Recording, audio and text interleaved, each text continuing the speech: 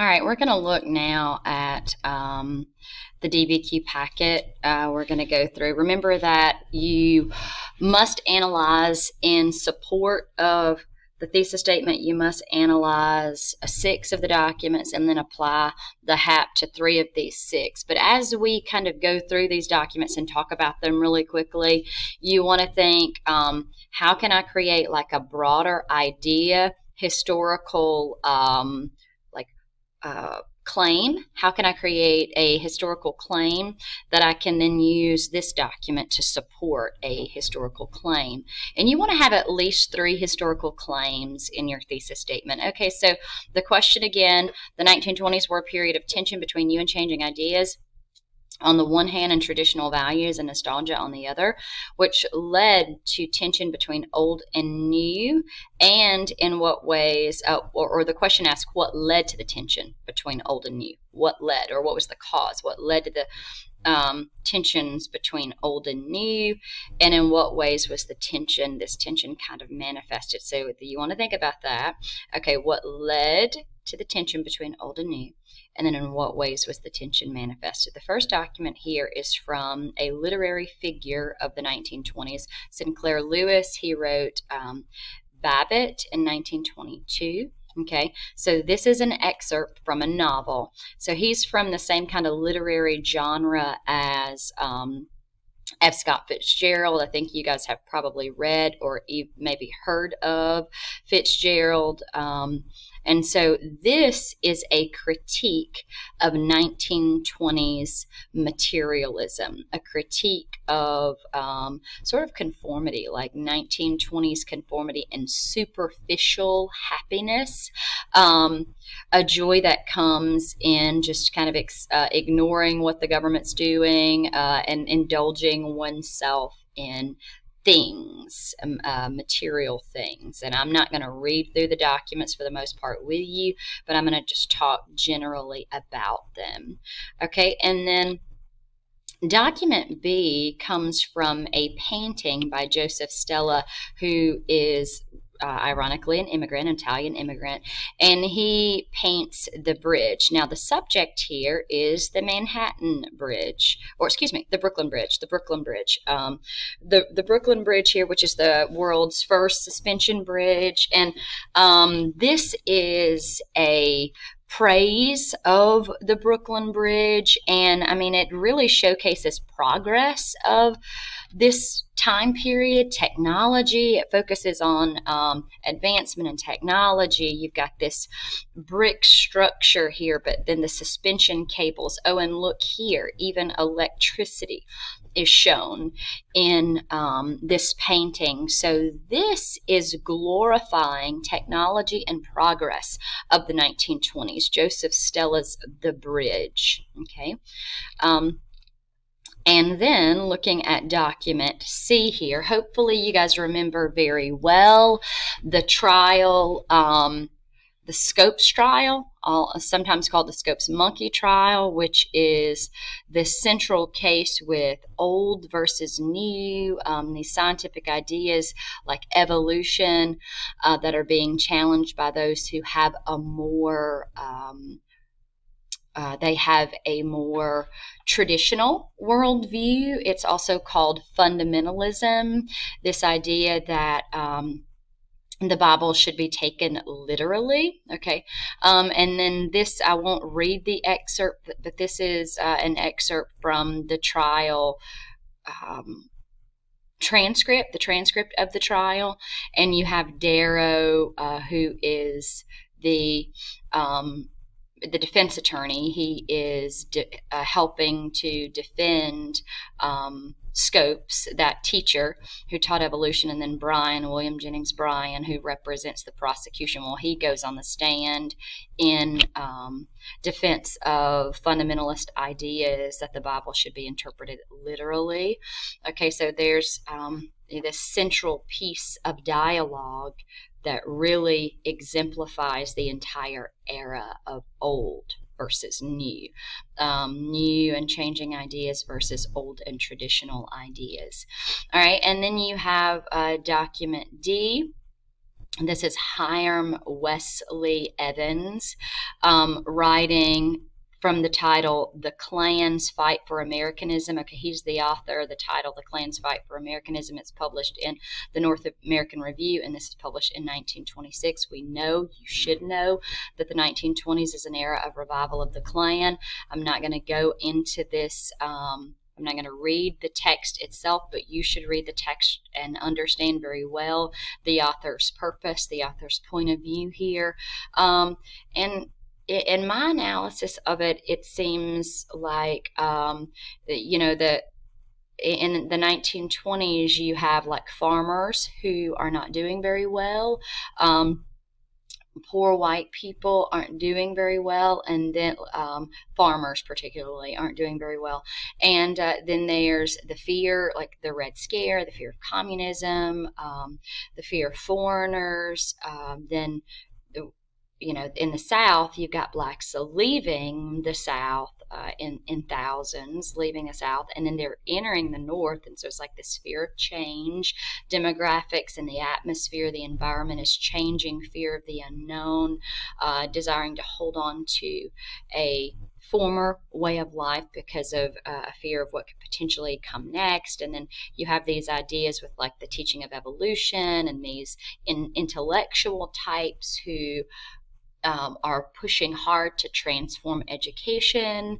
So the Klan, we know that the Klan rises, and there's a swift kind of rise and fall in the prominence of the Klan in the 1920s. But this excerpt, it sort of helps you to understand that, and it gives you a piece to include in your essay about the rise and fall of the Klan, but why, the cause of that, and what are some issues behind it, and how can you identify the purpose and point of view, and maybe even the audience here of this document to support your claim of your thesis statement, the claim of your thesis statement. Okay, now document E, a beautiful excerpt by Langston Hughes titled The Negro Artist and the Racial Mountain. Okay, it was published in The Nation, and that was in 1926. And we know that African Americans find within themselves in the 1920s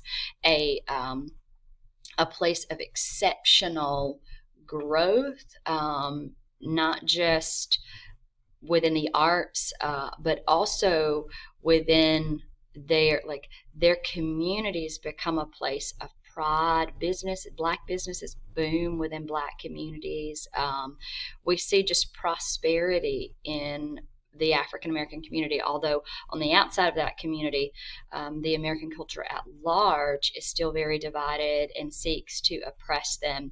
There's this growth, pride in being black, pride in being an American, achieving an American dream. There's also that Marcus Garvey, that's more of a marginal movement.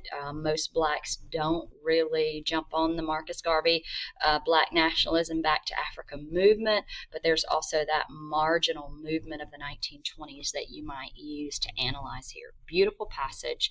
Take a look at the reading there. And then there's one of the things that we see in the 1920s is this like hope, like yay, this excitement and hope for a future come out of the World War and a lot of technological advances. Well, Lindbergh's successful Atlantic passage is wrote about by Mary B. Mullett here. The biggest thing that Lindbergh has done, and I'm going to let you read through and take her, understand her position here about Lindbergh.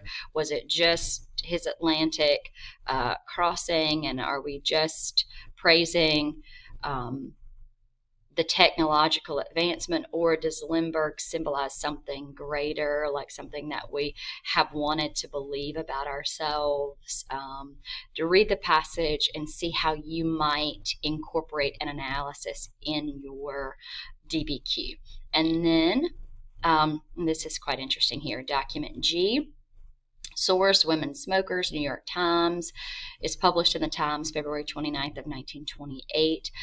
So we know that we have a changing woman in the 1920s. And this is an excerpt from like a debate about what um, the National Women's Christian Temperance Union. Okay, they're trying to figure out their position on smoking.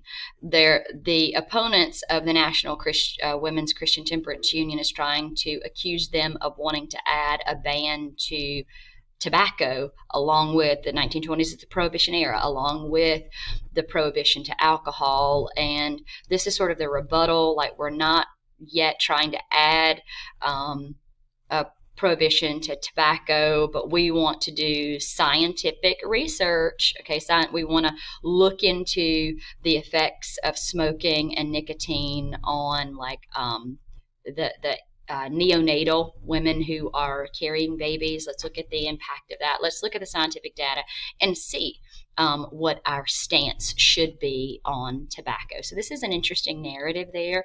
And then changing woman. So if you take a look at this chart, the data here in document 8, you see that you should be able to surmise right away that 1920s, the total number of marriages decline, okay, and then divorce rates increase. But remember, you're answering the why questions.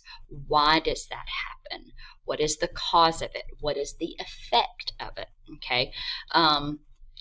So changing American woman, and I'm just going to throw this in here. Remember, the passage of the 19th Amendment, like the flappers, double standards, women who forego marriage because they see, in their perspective, they see it as a prison for them, limiting their freedom perhaps. And then the very last one of the documents, again, very, very interesting here.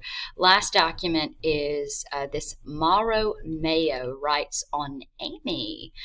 Amy Simpleton McPherson is that she was a female preacher of the 1920s who had this really celebrity aura about her.